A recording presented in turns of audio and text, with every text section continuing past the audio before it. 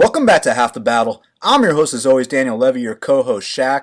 We're going to be talking UFC Ottawa, Donald Cowboy Cerrone versus Iaquinta. And Shaq, it's going down this weekend in Canada.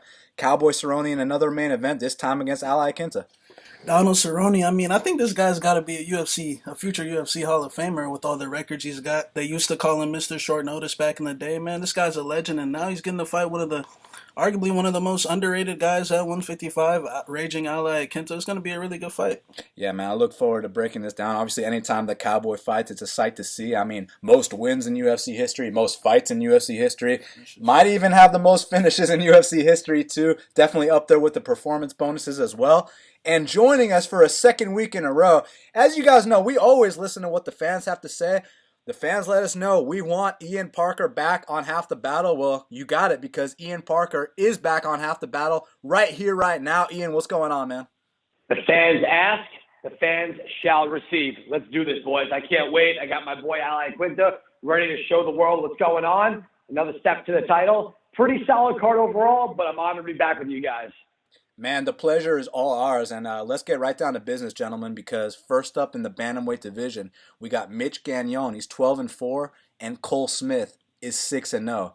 Currently, they got Mitch Gagnon minus 115. Cole Smith is minus 105. So, Shaq, obviously, Mitch Gagnon has only fought once in the last 5 years. It was against Matthew Lopez. Prior to that, he had that performance against Renan Barriault, which we all remember, where he had the max effort. And let's just put it this way.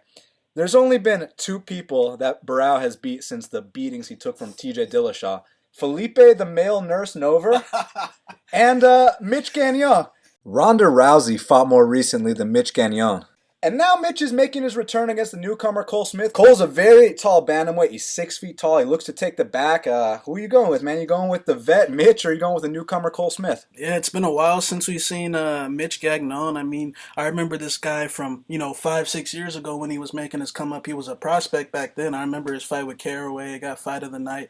He was on a 3 or 4 fight winning streak, but then he ran into Renan. He took a big layoff, then came back versus Lopez. Got smashed on, and now he's coming back off another 2-year layoff. So, there's a good argument that Mitch Gagnon's on his way out. That's just facts. Cole Smith, like you said, long bantamweight, really long bantamweight. He's a specialist in taking the back and just pretty much riding out. I kind of compare him to, a Jeremy Kennedy. He's real slim, but he smothers you, and he uses that long frame to, control these shorter guys. So, we did see Mitch Gagnon get his back taken a bunch in his last fight against Lopez. Now, I know Lopez is a national champion high school wrestler, a 4-time state champion, so we'll give credit where it's due.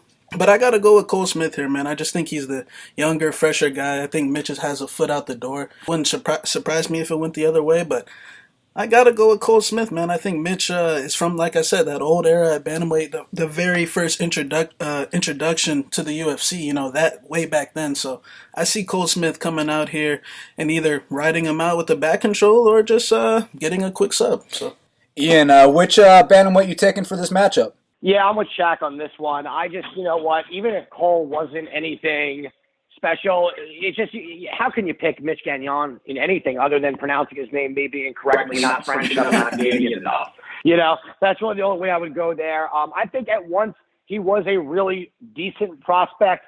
His build was there and structure for the division. His stand-up wasn't bad. Ground game pretty strong, but unfortunately, he's running into a guy in Cole who is going to be trouble for this division. It was a good comparison of Jeremy Kennedy. I really do like him in this matchup. I'm a little surprised that he is I guess you could call the underdog at the moment. But otherwise, yeah, I got Cole Smith in this one. Mitch Gagnon, he's on the way out. You can't really 2 years and then you coming back. Doesn't work for me. If you're gonna bet this fight, it's got to be Cole Smith. I agree with you, boys. Look, Mitch Gagnon, I wasn't impressed with him back in 2014, so I don't see why it'd be any different in 2019. It's not like this is a young kid making improvements. This is a man who's going to be 35 on his next birthday, and not saying that someone of that age can't perform, because we've seen it many times, but I just don't think Mitch Gagnon's got it, and that's the bottom line. And people go out there and praise his performance against Renan Barriault, but the reality is that, Mitch basically exerted 100% in that fight. He tried as hard as he could. Hennon was just sitting back chilling, and it still wasn't good enough. And I don't think it's going to be good enough in 2019 either. I'm going to go with the very tall Cole Smith to take the back of Mitch Gagnon and either control him to a decision or choke him out. Now, next up in the heavyweight division, we got Arjan Bhullar. He's 8-1, and Juan Adams is 5-0. Currently, Juan Adams is -115 and Arjan Bhullar is -105. Well, Shaq, you going with the D1 wrestler Juan Adams, or are you going with the former Olympic wrestler Arjan Bhullar? Yeah, this is a good matchup. Juan Adams, he's a new face. He's got the new look. He's one of these new heavyweights that we're not used to. So seems like there's a fairly decent amount of hype on him. Bhullar, we know for the most part, man, this guy's taken care of business besides that one fluke L against Shiva down there in Arizona. And I mean, he bounced back well with that nice performance against Marcelo Gome, walked him down. He's got good pressure, good boxing, good cardio. We know he's an Olympic wrestler. And Adams, I feel like, man, he's so new in this game that he really hasn't seen the realities of the game at all, man. I feel like he's pretty much, fought 5 cans. And, his fight with De La Roca, he had a good first round, but that second round, man, when you saw him get a little tired, you saw how sloppy his boxing was. Honestly, I don't think the kid's skills are there quite yet. I think he'll go on to have a good career, but I feel like Bhullar should be favored in a matchup like this. I feel like he's more experienced, better cardio, better boxing, better wrestling. Yeah, he's going to be outsized there a little bit, but I really see him capitalizing and just Juan's mistakes on the feet, man. This guy fights with his chin up in the air, and when you're fighting guys like Sean Teed and De La Roca, De La Roca's a part-time fighter. I think that Bhullar's going to actually have one of his better performances here, so I got Bhullar for a finish victory. Ian, which highly credentialed wrestler are you going with in this heavyweight matchup? It's one of the things Shaq mentioned about being a part-time fighter. I think there's probably way more of these part-time fighters that we're probably unaware of, or we're too aware of it. That could be the real problem with the way the sport is these days. All right, so here's where I'm kind of leaning. I agree with Shaq in mostly everything in regards to the credentials. Here's the only thing, though, about Adams, right, is that you can't blame him for who they put in front of him so far in regards to his relationship with the UFC. I think they're kind of doing it the right way. They're doing it ass backwards to the way they're doing Greg Hardy. They are feeding Greg Hardy on a co-main event these guys that really don't belong anywhere wearing gloves. As opposed to Juan Adams, they're giving guys who are really, at this stage of the game, on that part of the card, who he should be fighting. Bhullar does have the experience, but the one thing that we're learning at heavyweight, especially now, at first when Kane had his run where everyone was like, he could be the greatest of all time, maybe he is, it was a speed factor, right? It was a quickness, it was the wrestling. Now we're starting to see some of these bigger guys make a comeback because of their athleticism. I think Juan Adams might be a little bit more athletic. The cardio does, and Dan, I know you and I spoke about this, the cardio does kind of worry me a little bit with him. However, first time really being, on camera within a UFC card. Maybe it was an adrenaline dump. I don't know. For some reason, my gut is telling me Adams. I don't love the pick. I just think that his size is probably gonna help him stuff the takedown. And I think his power shots are gonna matter. Roca took a lot of shots. A lot of guys would have probably died with some of those punches. So I think maybe he doesn't get enough credit for being able to take like a real beating. Maybe just his toughness. I don't love the pick, but I'm gonna go the younger, fresher, bigger Adams in this pick. I'm going to go on the opposite side, man. I mean, I think Juan Adams has all the physical tools, and I think he looks the part, looks extremely scary, 6'5", talking about how he's going to weigh in at 295 pounds on fight day. And for some people, that's like, oh, man, he's going to have this big weight advantage. For me, it's like, I view that as he's undisciplined. He's going to have an extreme weight cut. And just like we saw in his last fight, the one time he went past the first round, he gassed badly. And, we talk about how he handles these guys accordingly. I don't think he handled Chris De La Roca accordingly, man. I thought that was that fight could have headlined an NFC card, man. I thought that was some regional level shit. And with Arjan Bhullar, yeah, he did get platted by Adam Wiescherek, but I'll give anyone listening 20-1 odds that Juan Adams ain't about to plata shit. So, I mean, I think the first couple of minutes of this fight, there's obviously a chance that Juan Adams can knock out Arjan Bhullar. Look, this is heavyweight. These guys hit very hard, 4-ounce gloves. But the longer this fight goes, I see Arjan's pace is wrestling being too much. And, we talk about, well, Juan Adams is D1. Yeah, he's D1, but let's relax a little bit. This guy never placed, and I got all the respect in the world for anyone that's a D1 athlete, but to act like this guy was some national champ or a top 100, or he wasn't anywhere near that. I mean, it was literally because he's a 6'5" heavyweight that he made it. They had 5 people on his team, man. So it is what it is. I got Arjan Bhullar here via decision. Next up in the featherweight division, we got Matt Sayles. He's 7-2, and Kyle Nelson is 12-2. Currently, they got Matt Sayles minus 225. The comeback on Kyle Nelson is plus 185. Well, Shaq, there's one thing we know about this matchup is these two are going to stand and bang until one man falls. Kyle Nelson, obviously, he's got that one-punch knockout power. Matt Sayles, he's more of a smooth striker in the pocket. Which way you leaning? Yeah, it's going to be a good fight, man. I think both guys had good showing in their UFC debuts, even though they both took L's. One thing that jumps out to me is Sayles is going to be at a size disadvantage here. I mean, Nelson is probably as big as it gets for 145 pounds.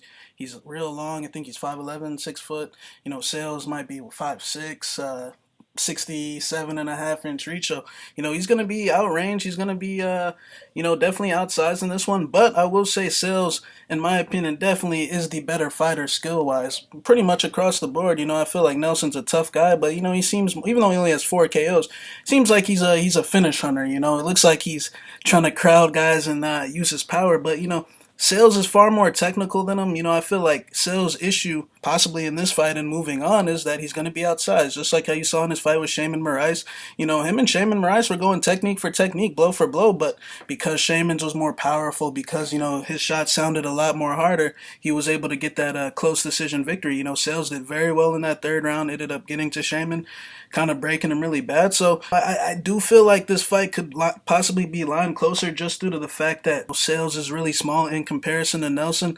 And Nelson, man, don't be shocked if he hits you behind the ears and this thing's over. We saw him put down a tough guy like Carlos Diego Ferreira. I mean, we don't have to say that guy's resume. And I feel like it's a close fight, but I do feel like Nelson could possibly gas out in the 2nd and 3rd rounds after possibly a good 1st round. I see this being a back and forth fight. I'll go with Sayles by a close decision victory. I think he'll probably put it on Nelson late, kind of similar to how he did against Shaman, but I do feel like it could be lined closer. Ian, which exciting featherweight prospect do you think gets their first UFC win here in Ottawa? Yeah, I'm going to check on this one. I think it's Sayles. I think the one thing that I am shocked at how deep that line is at minus 225, and this is what I saw it do. To me, I would have thought Sayles would have been more like a minus 155 just based on his fight with Shaman Moraes. I think Shaq really said it best. Nelson's bigger. I think Sayles is more technical. I do think he's a little bit more athletic. I do think that Sayles, though, is going to have trouble down the line. Listen, again, speed is one thing, but look at, I don't really want to compare Max Holloway, but Max Holloway jumping to 55 against someone like Dustin Poirier, look at the difference in when the punches were coming in, how hard they were, how much power was really there, and what your punches weren't doing to the other person. That is going to be a constant problem for Matt Sayles at this weight class. However, I do think due to the technical striking, I think his cardio is better. And Shaq, I think you said it best. I think Nelson kind of fades a little bit after the 1st round, and that's when Sayles really puts it on him. I'm going to go with Sayles as well.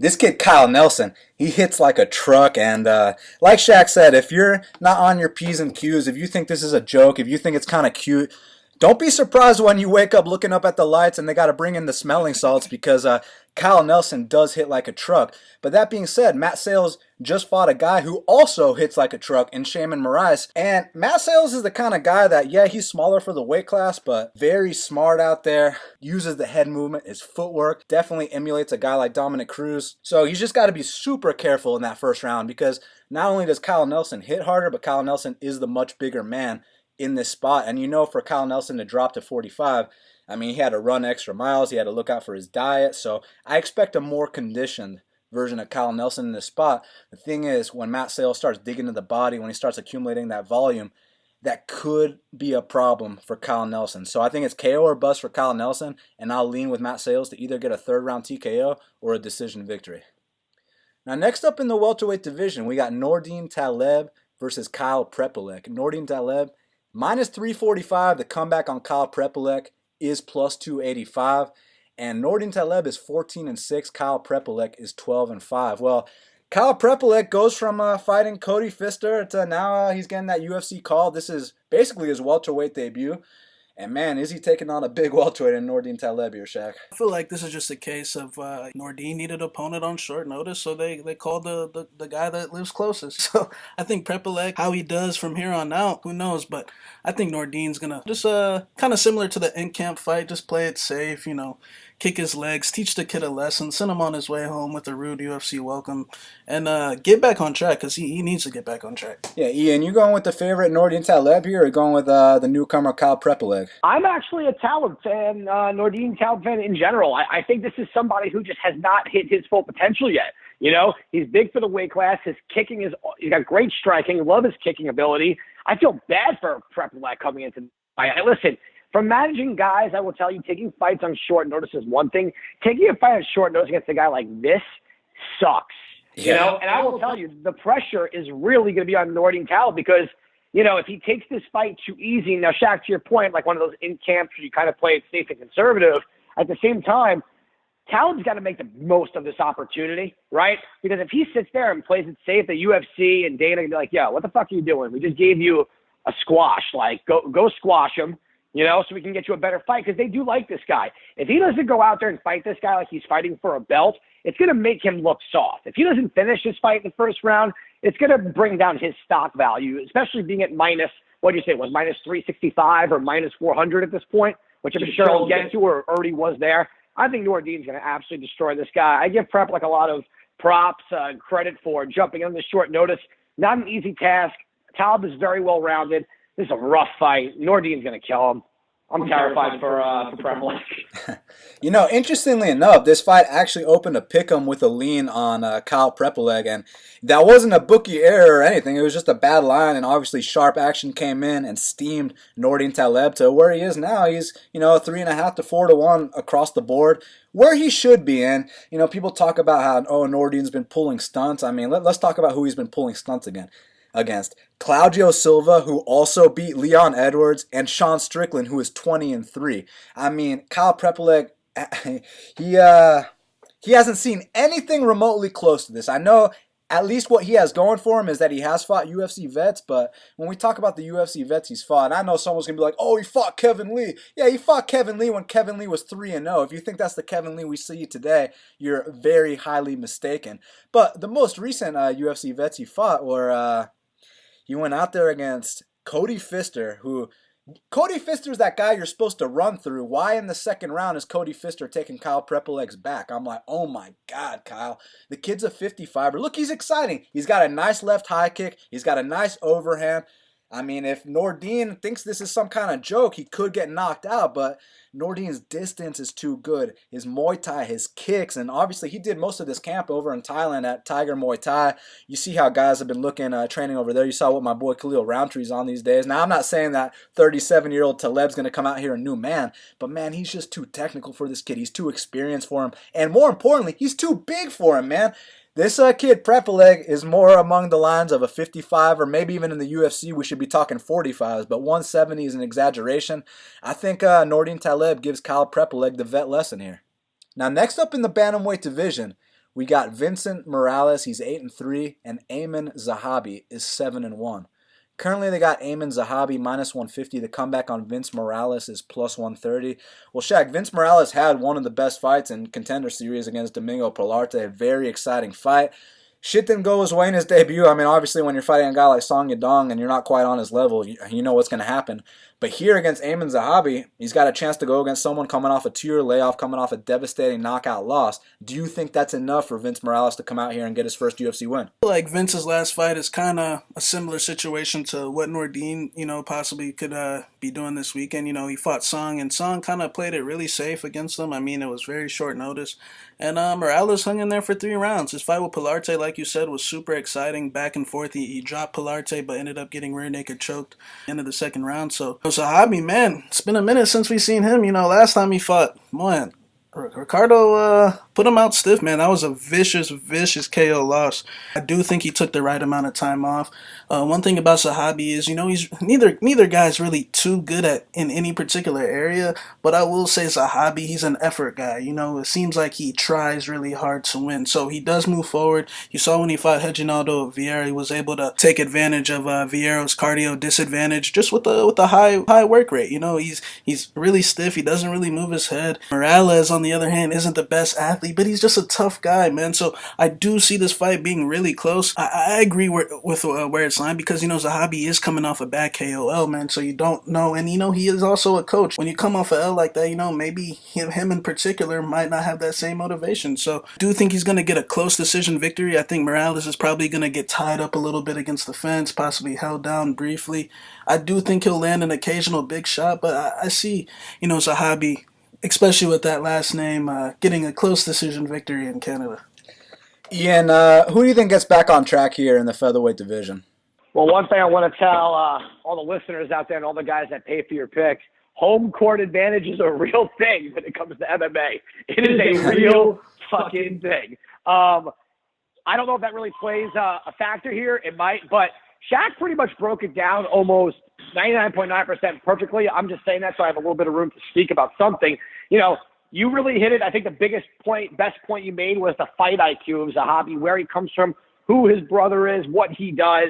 I think Morales, I think he's the better athlete. And like you said, he may not be great in anywhere specifically, but what he is great at is pretty much not necessarily playing to his advantage, but fighting to his opponent's disadvantage. And I think cardio is going to be a big play here. I think that Morales gets way too aggressive in moments, as we've seen. I think he always wants to go for the big play. And, I think in this day and age with the sport, it's good to have that finishing mentality, that kind of killer instinct like a Dustin Poirier. But if you've watched Dustin Poirier over the years, that killer instinct has become more of an intelligent instinct where you see the guy hurt, you don't go and blow your load and try to knock him out. You pick your shots. You wait for your moment. Morales doesn't know how to do that yet in his career, and that's why he keeps – this is what's happening. This is why he is where he is. I think Zahabi wins. I just think he's going to play the fight way more intelligently. He needs to get this win. He'll have a good plan coming into this. He's not a guy that – he won't take any really bad risks that will put him in a compromising position to lose. I think he's just going to, based on his intelligence alone, he'll win this by decision. Yeah, I actually introduced this as a featherweight fight. It's actually in the bantamweight division. But, man, you guys said it well. Everyone listening, you know who this guy's brother is, right? It's Firas Zahabi, one of the best game planners in the history of the sport. And this really strikes me as the kind of matchup where Aiemann and Firas were probably sitting down looking at the UFC roster, and they're like, who's a guy that, we don't have to take too many risks against, and we can go out there, play it safe, win an easy decision. And they're like, oh, here's Vince Morales, who literally just tries to throw big bombs. Look, Vince Morales is exciting. The kid hits hard, but he doesn't really have much direction in there. It's really, if he can't knock you out or drop you and choke you out, he's going to lose a decision. And I think that's exactly what's going to happen here, man. I think that on the feet, Aimann's going to use that jab. He's going to pick him apart. And then when Vince Morales starts to commit to those bombs, duck under, take him down, and kill time off that clock. So I'm going to go with Aiemann Zahabi via decision here. Now, next up in the bantamweight division, we got Macy Chiasson. She's 4-0. And Sarah Moras is 5-4. Well, Shaq, currently they got the 4-0 fighter, Macy Chiasson, minus 720. The comeback on Sarah Moras is plus 510. So, knocking out Gina Mazzani, is that worth getting minus 720 status in your next fight? Generally, I would say no, but man, she's been knocking pretty much everyone out that she's been fighting in the tough house. She's been finishing these girls, man. Her size is a big factor. She's dropping to 35s. Moras, on the other hand, is a really big girl as well. One thing about Moras is, man, her takedown defense has got to be some of the worst in the history of the sport. Let's just be honest here. If you shoot on her, she is getting that, and the reason why is because I've pretty much called her, like in the past, in her past fights, a fluke armbar girl. She's one of these girls where she's going to get tagged up on the feet. She's going to get taken down. The only thing she's got going for her is that fucking armbar. And I'll give her credit, that armbar is pretty good. So as long as Chiasson's on her P's and Q's, doesn't get too comfortable in a matchup like this, She should be fine here. You never know, especially with the girls, what's going on. You could definitely be in for a little bit of surprise. But with Chiasson in this particular matchup, Sarah Moras is coming off a L to Toledo Bernardo, it's not good. And but she does have an occasional these little spurts of she dropped Pudilova, she almost submitted Andrade, she submitted Evan Smith. So just stay on your P's and Q's. This girl's gonna try an armbar at some point, and Chiasson should get this victory. Ian, you going with you gonna parlay a minus 720 here, or you gonna take the shot on the dog, or just pass altogether? No, I'm going to parlay on the minus 720. You know my style. Yeah, but I'm going to parlay a lot of fucking money on that one. So here's the thing. The only reason why minus 720 makes a quasi amount of sense, it really doesn't, only because there's not too many in any women's division that get consistent first round finishes in general, with the hands. It just doesn't happen for whatever reason. It's strength, athleticism. I spoke about this in the past. When it comes to and this is not a knock on women. Sometimes the women's fights are the most exciting. For some reason, they just have better cardio than men. Maybe women just like running more. I don't know. But there's just a different level of athleticism which separates the elite from the people that are trying to break through. That's why someone like Macy Barber can get away with some of the shit she got within her last fight based purely on a different level of athleticism. That's what's going on here. All right, Moras is just having that Hail Mary armbar isn't good enough. Macy's done a really good job of destroying who they put in front of her. Again, it's not her fault. These people really suck, and I'm not trying to be disrespectful. Like, I respect all fighters. It's just, it is what it is. They're just not UFC level fighters. I think she's in a situation here where she's going to do great on the feet. If the fight goes to the ground, she's not going to follow to her to the ground. There's no point. Let her stand right back up. So yeah, if you're gonna play this, it's gotta be Macy or stay away. I don't even think it's worth the money on a long shot dog in this fight. I mean, just because of these odds, I think it's a dog or pass situation. But because I don't think Moras is gonna win, it's a pass for me. I'm not about to parlay no 720. But I mean, you got to give Chiasson a lot of credit. She comes from Fortis MMA. They're constantly out here producing a bunch of top prospects, and it seems like she might be one of the top prospects in that women's division. And with Sarah Moras, I mean, they don't have any plans for Sarah Moras to go on a title run or anything like that. So it's just come out here, flop to your back, don't get the armbar, and take this L. So I'm going to go with Macy Chiasson as well.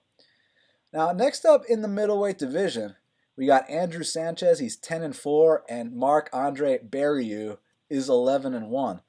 Currently, they got Andrew Sanchez minus 165. The comeback on Marc-Andre Barriault is plus 145. So, Shaq, you taking the dog odds on the Canadian Barriault, or are you going with Andrew Sanchez here as a favorite? Yeah, this is going to be a really good fight. Andrew Sanchez, he's the former Ultimate Fighter winner. I remember at one point, man, this guy was supposed to be a really good prospect in the middleweight division. Then he fell on hard times with that L against Anthony Smith. No shame in that, And Anthony's 185 days, man. He was known for coming after people in that third round after he gave you the illusion that you were going to, win a decision. So no shame in that. And the Ryan James fight, man, he tried to knock James out. I mean, how can you not try to knock James out? I mean, just look at him. His chin's wide open in the air, and it didn't work out. And, going into that fight, I was saying, you need to not try to knock James out because he's a scarecrow, man. This guy, you could hit him in the head with a bat, and for whatever reason, it seems like he just won't go down. So he made a tactical error in that fight, and he paid the price,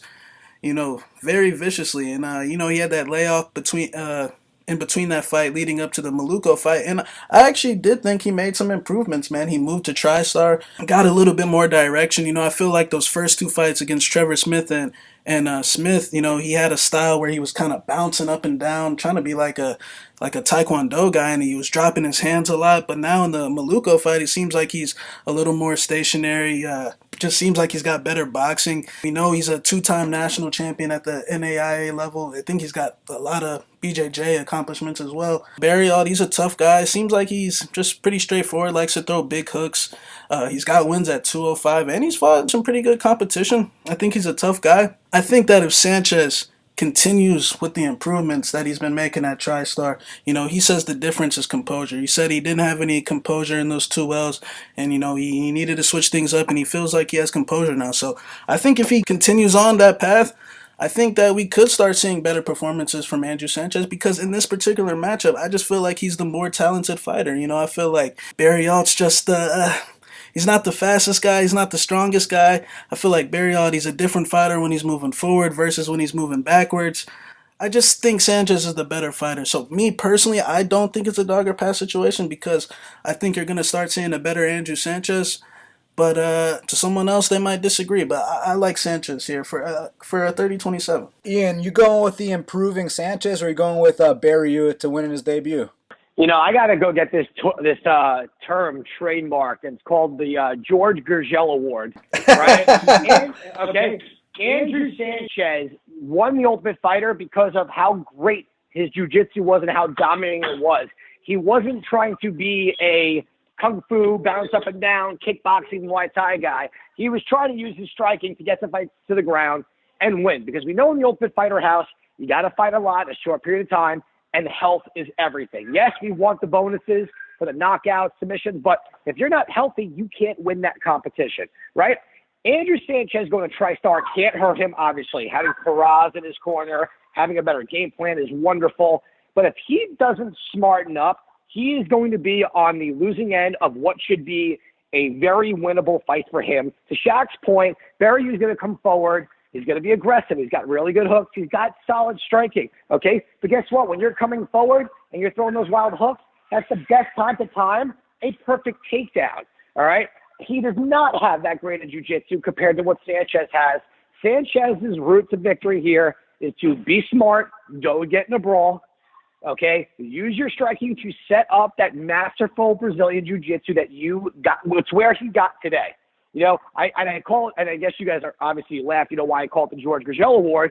George Gurgel, one of the best jiu-jitsu guys ever, when he was walking around the sport, decided, against Marc Hominick, I'm just going to strike for 3 rounds because it's fucking cool. I'm going to lose. I'm not going to have a job, when I could just take him down and submit him in 10 seconds. And it was the same thing with the Ultimate Fighter. I laugh at these guys on this level. It's like, get better where you're weak, but use it to get to where you're great at. And that's what Andrew Sanchez needs to do here. I think he will do it here. Faraz is a very intelligent coach. I mean, look at GSP. No matter how good GSP was with his kickbox, with his karate, everything, he always used it just to use his wrestling and get to the fight to the ground. Andrew Sanchez, I'm going with you. You better fucking win. Yeah, I mean, speaking of George Gurgel, shout out to Georgia's own Cole Miller. You remember when he submitted George Gurgel? That was one of the biggest upsets at the time, because wasn't he like a blue belt or something like that? He was a blue belt and he tapped out a black belt. It was kind of like when, speaking of Georgia guys, when Jucal lost to Kevin Burns.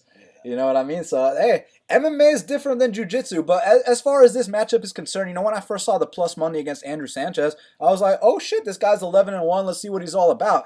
But then I dug deep into it, and I was very disappointed. I mean, the guy's slow, he's not the most athletic, and what I noticed more importantly is when he can't get you out of there in that first or second round, most of his fights tend to go to split decision. Going to split decision against an experienced guy like Andrew Sanchez is it's not going to be a good thing here for Barriault, man. I think that you better get that first round finish, and Sanchez has been getting better, man. You watch his last fight and then you compare it to those 2 losses, completely different guy. His physique looks better, his pacing, and I don't even hold that Ryan James fight against him, man. I mean, like Shaq was saying, the guy's a scarecrow. Marshman, the same shit almost happened to him in that 3rd round. So, when you have a guy that has his chin up in the air and, you hit him with your best shot and it seems like, I'm going to knock this guy out. I mean, sometimes you can empty the load.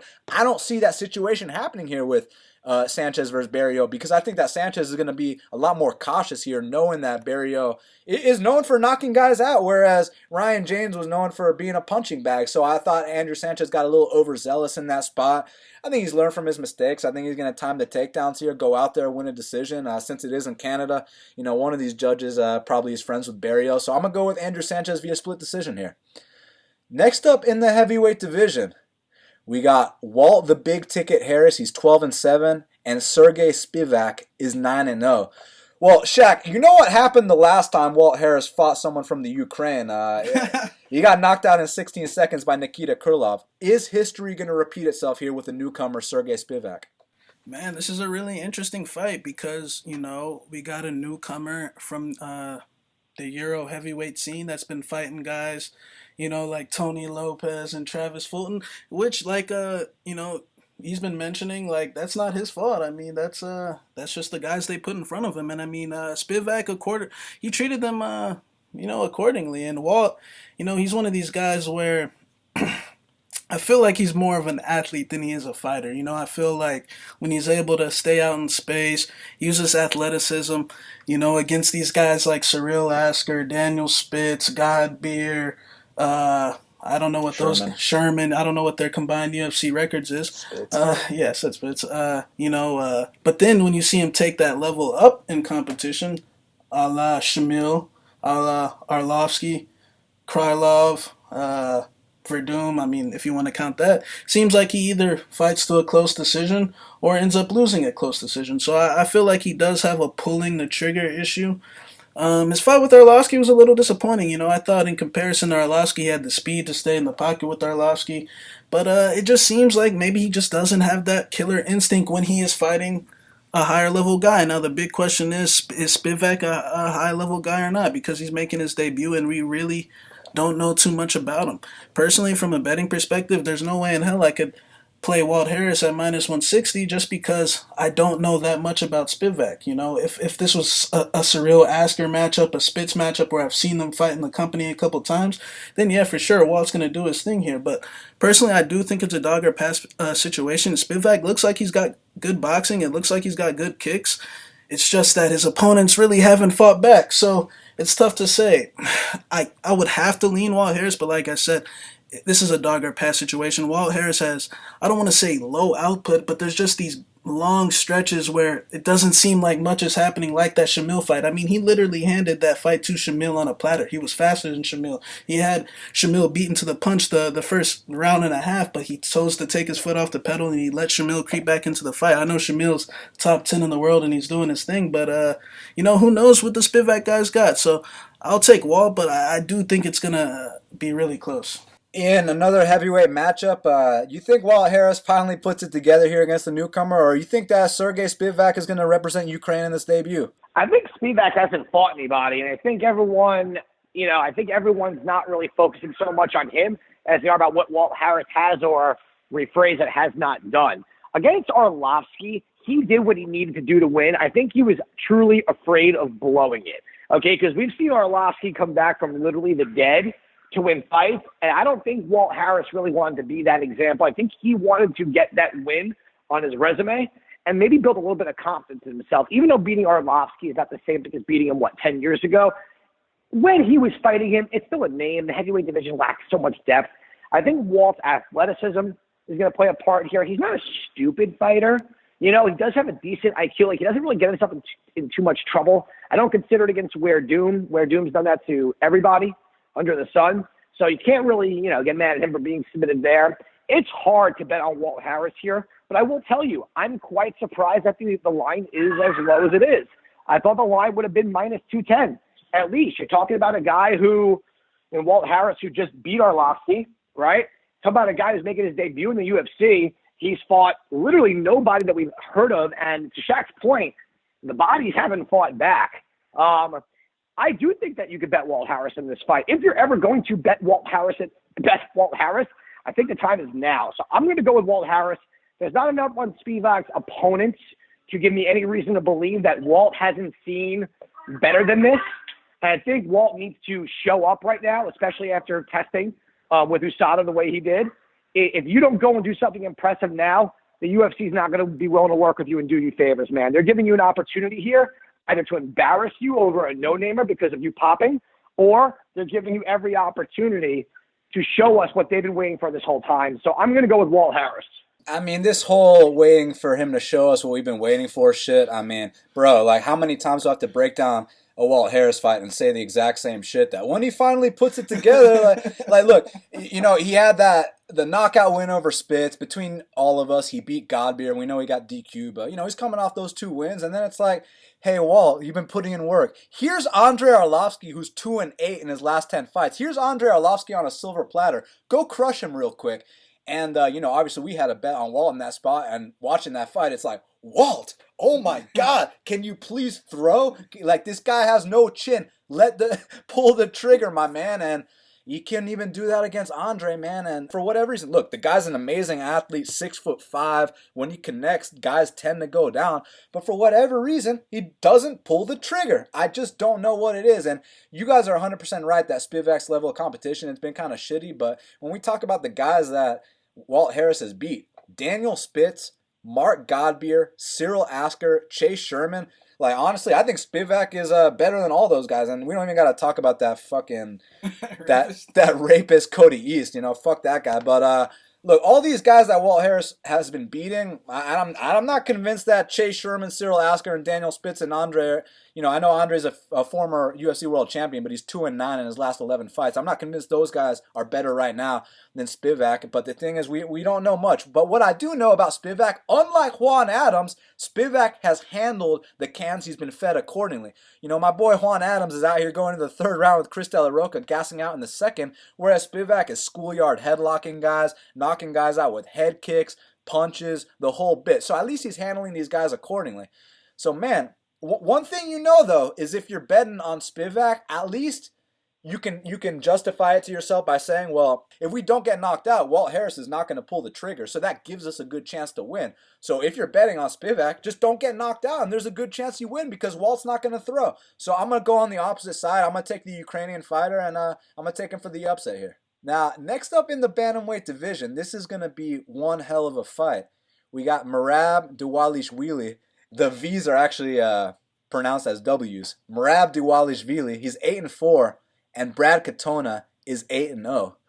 Currently, they got Merab Dvalishvili. He's -170. The comeback on Brad Katona is +150. Oh my God, bro! This could be fight of the night. Obviously, with Merab, the pace, the amount of takedowns he gets every single fight versus the very nice jiu-jitsu of Brad Katona. Which way you leaning? I'm a big fan of Merab's. I love his, I call him a ball of energy, man. He's just, he's full with energy, man. I love his fighting style. Like you said, the takedowns, 11 takedowns against a Division I wrestler in Frankie Saenz. Then he comes back against Ricky Simone, who's got some of the better wrestling in the division, takes him down as well. Ricky also took him down. And then he put on a takedown clinic against no takedown defense, Terrion Ware in Russia. So Merab, I feel like he had a combo of a little bad luck. I feel like the reason the decision didn't go his way against Frankie was because allegedly he was sick going into that fight. He took a few shots to the body that he obviously felt that he made the whole crowd see that he felt. 2 of those rounds got swayed towards Frankie's favor. So if he was really sick, I definitely could see it. His fight with Ricky Simone wasn't a bad showing. I thought his stand-up got a lot better in that fight. I mean, he floored Ricky Simone with the straight right. Like you said, the pace, the takedowns. One thing I've noticed about Merab's takedowns is it seems like he takes guys down for style. And when I say style, I mean he takes them down, he lets them back up, takes them down, lets them back up. He takes them down, lets them back up, and it's fun to watch. And my concern with him in the past has been, man, is he gonna be able to maintain this energy? And I can maintain. I mean, yeah, he does slow down. Obviously, you're going to slow down. It's a fight, but I mean, he can still manage to pull those takedowns off. But like you said, like I said earlier, he really doesn't hold guys down. I mean, that's just a fact, except Terrion Ware, who can't get up from bottom. So, this fight with Katona, I like Katona. I think Katona's a smart guy. I think that the way he beat Bryce Mitchell on Tough was very impressive, and that was up a weight class at 145, so he is somewhat used to fighting bigger, stronger guys. But there's always been a common issue in Katona's game is that he does get taken down. The thing is, he can get back up, and the guy's a disgusting black belt off his back. And Merab does put himself in bad positions a lot. So, as long as Merab stays on his P's and Q's, which it's kind of hard to say that he will, because Merab is a ball of energy. He's all over the place. I do have a feeling that Merab's going to be able to just pretty much what I would say hold the kid against his will. Like, the kid might have some good moves, some tricks up his sleeves, but Merab is so strong and he's got so much energy that his effort rate might be too much for a guy like Katona. But I do fear that Katona might put him in that one spot where he can't get out of with that jiu-jitsu, because the move he put on Mitchell sold me on the kid's jiu-jitsu. I was like, okay, he is a real black belt. I feel like Katona might honestly be the better boxer as well. I do think Merab's stand-up is going to get better as we see him go along. I mean, he floored Ricky Simone, so I feel like it's 50-50, but Katona, man, he put it on Mitchell, and Mitchell might not be on. I actually heard Bryce Mitchell say he went to go train in New York with Merab, and he said Merab dumped him on his head like 10 times, so Merab's known for dumping guys, man. I'm gonna pick Merab just because, like I said, the effort, the will, there's gonna be one guy in there that's pushing forward and pushing the pace. Ain't no one gonna push Merab back. I mean, that's just the facts about it. So I do think he's gonna win a close decision here, but I do fear that Katona could put him in a couple of bad spots, man. If one little slip up on the mat, Katona might send Merab home, but I don't want to say it's a dog or pass situation just because I feel like the force of Merab might be too much, but I'll go with Merab. Yeah, and I know there's a lot of conflicting views on this fight, and for good reason, man. Both these guys are studs. Which way you leaning? This one's hard for me because obviously, loyalty towards Sarah Longo. Even Sarah Longo, even though I've never personally met Merab, I haven't been with that gym for a while. Here's what. Okay, so I'm gonna go non-biased here, and I'm gonna actually speak from the heart here and really try to hammer this down. Here is the issue here. I think first off, I don't understand these odds at all. I don't think that Merab has shown us anything that he should be that much of a favorite over Brad Katona, who's done everything right in his career in the UFC, and Merab has really not. We could talk about pace and ball of energy all day, but that hasn't made Clay Guida a champion yet. It hasn't given him a title shot yet. If you want to talk about pace wins fights against guys that are not known for their cardio. Brad Katona has not shown me that he has cardio issues. He comes from a very disciplined training camp, with John Kavanagh out there. And Katona is a very high-level IQ fighter. His boxing, I think, is a little bit more technical. Even though Merab comes from the Ray Longo camp, Merab gets too wild too quick. He gets too fancy. He loves those spinning throws. He makes too many mistakes. He gets too caught up. I don't think he's going to necessarily be able to take down Katona at will. I don't think Katona's takedown defense is that bad. Listen, Terrion Ware, I don't like to disrespect fighters here, but let's be real to ourselves here. At this level, you should not be getting taken down and smothered to that point where you can't move for that long of a period of time. It just doesn't happen. The Ricky Simone fight, it showed us a lot of things about Merab, even though it was early. Just the IQ wasn't there. Too much excitement, too much bam, bam, bam, not enough patience. Brad Katona has shown such a high level of patience and intelligence in his fights, along with ridiculous skill.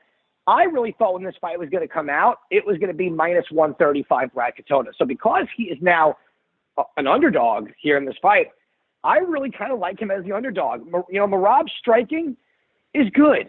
Is it great? No. There's a lot of openings. On the ground, when he does take guys down, Shaq, you gave us a very strong point. Seems like it's a lot for style instead of position, okay? If you take Katona down and don't end up in half or side, okay, Katona will position himself to either sweep or get you to submission or get right back up, okay? We're not in the sport anymore where if you take a guy down, let him back up, take him down, let him back up, all you're doing is draining your own energy. That's as much taxing it is on the guy who's falling. The difference is the guy who's falling isn't carrying anything. So, in my opinion, if you're going to play this fight, I would take. I'm leaning towards. I'm going to go with Brad Katona here, even though I'm a Sarlar guy. I'm going Brad Katona. I think this fight will be standing way more than people think. I think that Katona may end up on top.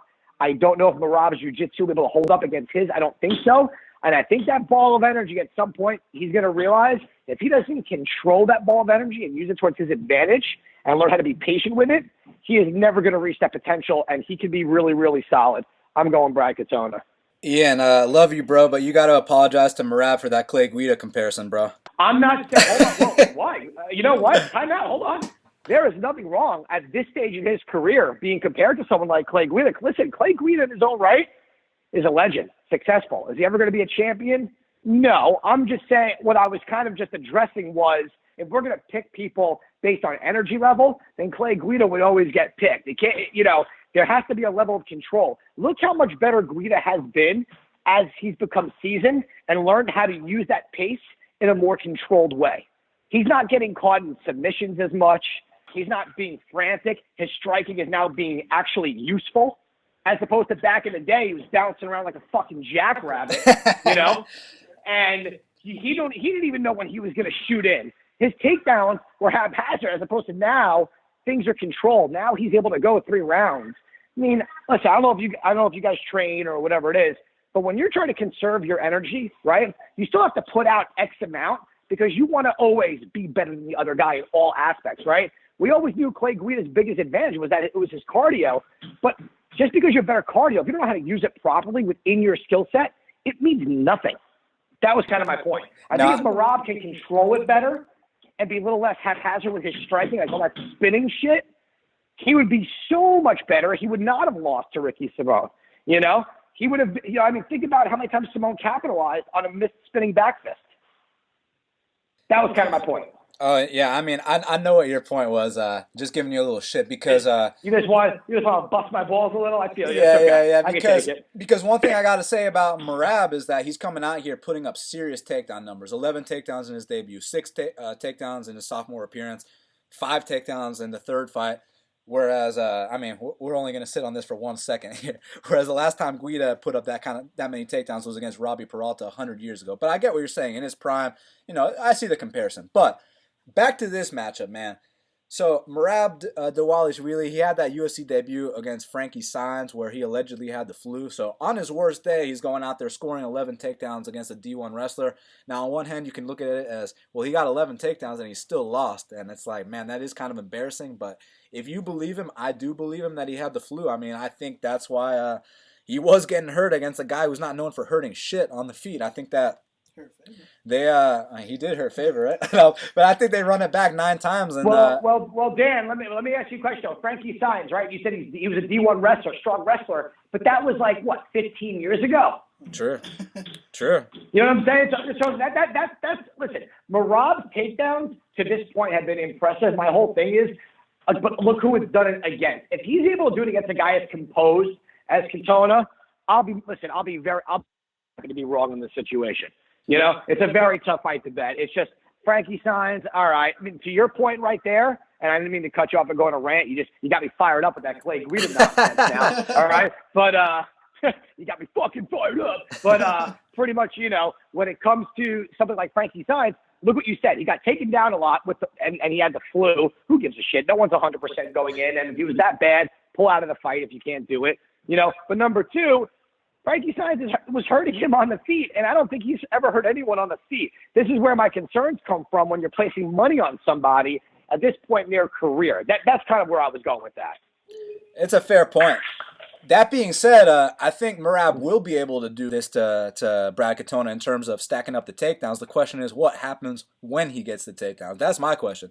Because I have no doubt in my mind he's about to come out here and put Katona on his back. It's just what happens after that, because you can't sit here and act like Katona doesn't have a serious black belt in jiu-jitsu, because he absolutely does, and it seems like his get-up game is on point as well. He's just a very cerebral guy. He doesn't take unnecessary risks, but is very, very skilled. And, man, if Merab hasn't been putting together all parts of his game, then he could get caught here with something. But, man, that fight with Ricky Simone, so a lot of people say it should have went to the scorecards. I mean, Merab got finished in that fight, and let me explain to you what I mean. It was 2-0 Merab going into the third round, and Merab went for a takedown, and he knocked himself out. His head hit the mat, he knocked himself out, immediately got swept with a guillotine, so the guy got knocked out and choked out in the Ricky Simone fight. But I still thought it was a big improvement from the Frankie Saenz fight, and then the next one against Terrion, even though, we can say what we want about Terrion's takedown defense, Terrion, in my opinion, was coming off a win over Duquesnoy. I thought he beat Duquesnoy, or at least fought better than a 30-27 says.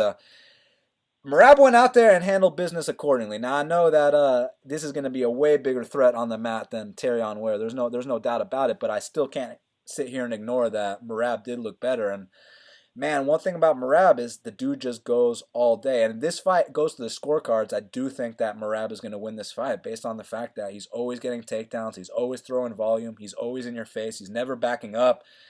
Like Shaq said, the guy's a ball of energy, but he actually lets things go.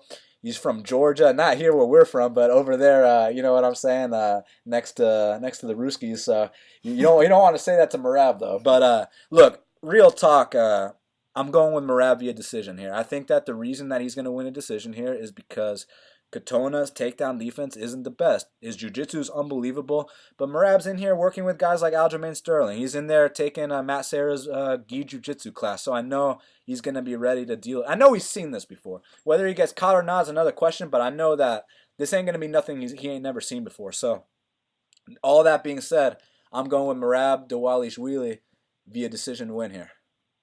Now, this one's going to be very exciting because next up in the featherweight division, we got Killer Cub Swanson. He's 25-10. Is he still Killer Cub? and Hurricane Shane Burgos is 11-1. My boy Cub Swanson had a great career, man. I know you remember when he was on his run when he beat Dustin Poirier, Dennis Seaver, Jeremy Stevens, Dubronx, Ross Pearson, George Roop. Since that point, been a little bit inconsistent. You think he gets back on track here against one of the taller featherweights in the modern day generation of featherweight athletes? This is going to be a good fight. Like you said, we remember when Cub was on that streak when he was one fight away from the title, lost to Frankie Edgar. Then he came back against that young prospect who turned out to be a future world champion, Max Holloway, and got finished there, a broken jaw. Was it 2 broken jaws back-to-back? Yeah. Yeah, so then, he has the layoff and comes back, puts on, quite a little streak. Don't want to downgrade his opponents, but it was Hakron Diaz. He had a good record at the time, but we know what happens to Hakron in the UFC. He gasses out and he starts getting dropped. Tatsuya Kawajiri, when that guy is not injecting himself with the finest Japanese steroids, he loses. And then Duho Choi. Real quick, who's Duho Choi beating? Duho Choi beat Juan Puig, Thiago Tavares, and Sam Cecilia. Yeah, so, and then we got my boy, the GOAT, Artem Lobov. I ain't going to disrespect Artem. Artem's the GOAT. So, he beat Artem Lobov, and then his three last fights, definitely a clear step up in competition. Ortega, former title challenger, Frankie Edgar, former UFC champion, and Renato Moicano, a top 5 UFC featherweight. So, definitely see when he raised up, and he did have a layoff, somewhat of a layoff in between that Artem and Ortega fight, and, things just definitely haven't been going his way. I feel like Cub's in an interesting spot because I can tell personally in these last 3 fights, let me not say for the Ortega fight, but for the last 2 fights, the Edgar and Moicano fights, it just seems like he doesn't have that same fire, that same energy. Yeah, we know Cub, he's gonna swing those big looping hooks and fight with his hands down and, look real pretty and look, real flashy out there. And, in certain fights, man, that'll work out for him. It just seems that when he's fighting either a young prospect or, the Frankie Edgar fight, in my opinion, I felt like, I feel like he could have fought better in that fight. And I feel like it was a mental issue. I felt like it was a guy that's showing, hey, I'm on my way out. Look, Frankie Edgar, former champion, but it's pretty clear that Frankie's not the same Frankie guy. was on concussion protocol. He got knocked out 30 days prior to that. And let's just be honest here, Frankie's not the same guy. The only reason why Frankie Edgar's still in that top 3-4 is because on strictly name value. I'm not convinced at all that these guys all ranked behind him wouldn't beat him because we know that the featherweight division has completely changed from the days of the Swansons, the Lamases, the Edgars, the Seavers, back when Poirier was there, Bermudez, Zombie, so, I do think that Eric Koch. I do feel like Cub Swanson is on his way out. Now, Shane Burgos, on the other hand, really young kid, trains at Tiger Schulman's. We know he's going to come in prepared for this fight. He's really big for featherweight, probably as big as it gets for featherweight. We know that Shane likes to stand in the pocket, likes to march guys down. He had a great fight with Calvin where he kind of implemented that game plan. Things didn't work out because, Calvin Kattar's just on a different level. And then Cub Swanson, and I know, how can you say that? Calvin Kattar is ranked number 15, and Cub's been ranked, top 10 his whole career. I just think, personally, at this stage in their careers, all these guys ranked behind the Swansons, the Lamases, the Edgars, and these guys are better than them. So, I feel like Cub's going to take his 4th L in a row here, man. I think that Shane Burgos, he's a young kid. The only issue with Shane is he definitely fights with his hands down, and got to respect Cub Swanson's power. He's got an extensive history of, styling on guys. But actually, when was his last knockout win? Dennis Seaver in 2013. No, his last knockout win was 6 years ago. So, I do think that Burgos could possibly create some chances for Cub to land a couple punches, but I just think in comparison to a Kurt Hollabaugh, for example, or a Calvin Kattar, that those guys throw with more firepower. Those guys are fighting with a little bit more spirit these days than Cub Swanson. Look, Cub, he's got a family now, and that's great. And I just think that he's been in the game for so long that, when he takes that L, when he's on a 4-fight win streak to Ortega, that pretty much ruins his title shot again. He's been a pro since 2004. I just think that his time's running out. I just think that these young guys, this is how the fight game works, man. I just think that these young guys are gonna start picking these mini legends off, and I see the same thing happening here. I think Burgos, firstly, I've noticed that when Cub fights these taller guys, it seems like he doesn't have his legs behind his shots. He's leaping up, trying to touch these guys, and I just don't see it working out. I see Burgos being too young, too fresh, too hungry. This is the biggest opportunity of his career to come out and beat a guy like Cub, who's on a 3-fight L streak, and I got Shane by a knockout victory. Ian, you going with Shane Burgos or Cub Swanson? First, I got to address this Frankie Edgar situation. Please, may I? Here's the deal. Frankie Edgar is definitely not where he's ranked based on name value. If you go on who he's beaten and who he's lost, listen, what happens with Frankie is this. He beats everybody, and then he loses to Jose Aldo. And then he beats everybody, and he gets unlucky against Brian Ortega. Ortega's never knocked anyone out. He gets knocked out, whatever it is. Then he goes back, and he beats who he needs to beat. And the problem is that it's not so much that there's these mini legends. Like Cub has never been where Frankie is. Ricardo Lamas has only been to the top one time. Frankie is still more than able to compete within the top 3, top 5 in that division because he can. Not because of the name value. The name value is definitely there in a division that lacks depth. And because of the lack of depth, Frankie's probably one win away from fighting Max Holloway. They could probably even give him the title shot because there's no one else really there outside of, unless you have him fight like Volkanovski, in a situation. They just announced Hinata Murciano, right, is fighting Korean Zombie. Like I said, I just, that division is tough in general because of the lack of depth, recycled names. But that's what happens sometimes. That was really the case at welterweight for the longest time. I mean, how many times were you tired of hearing about Josh Koscheck? It was just, and then honestly, 2 years ago, it was a Carlos Condit situation as well. You can win once or twice and you're back. So now let's bring us back to Cub Swanson for a second. The biggest problem with Cub Swanson, the lack of evolution in his game. What got him to where he was great. The problem, though, he hasn't gotten any better. And I think he's fighting just a bigger, younger, faster version of himself. Shane Burgos' biggest issue is his confidence or cockiness in the situation. To Shaq's point, he fights too much with his hands down.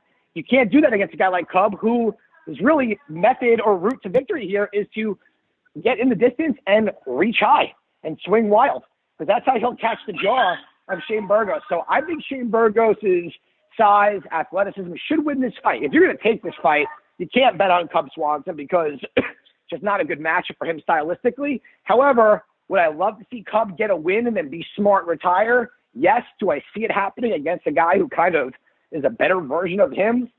Oh boy, I gotta go Shane Burgos. So, are you looking forward to this Frankie Edgar getting a title shot against Max Holloway? You think he's got a chance there, Ian? I just don't know who. Well, let's look at it this way, right? Who else is there that you can market that type of a fight that can headline a pay-per-view?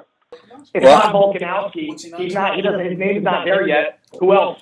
Well, I agree with you because on any resume, you get a win over Frankie Edgar. That's a former UFC champion. It looks great. I mean, that'll only help elevate Max Holloway's career. But the reason we're having this debate a bit too early is because Volkanovski's fighting Aldo next week. And yeah, he might not have the name today, but he goes out there and beats a guy like Jose Aldo. I guarantee you they'll be talking about him in that title picture. They will kind of have to, yes. But you want to know what I would do if he runs through Aldo? Not if he beats him by decision. If he runs through Aldo, you want to know what I would do personally?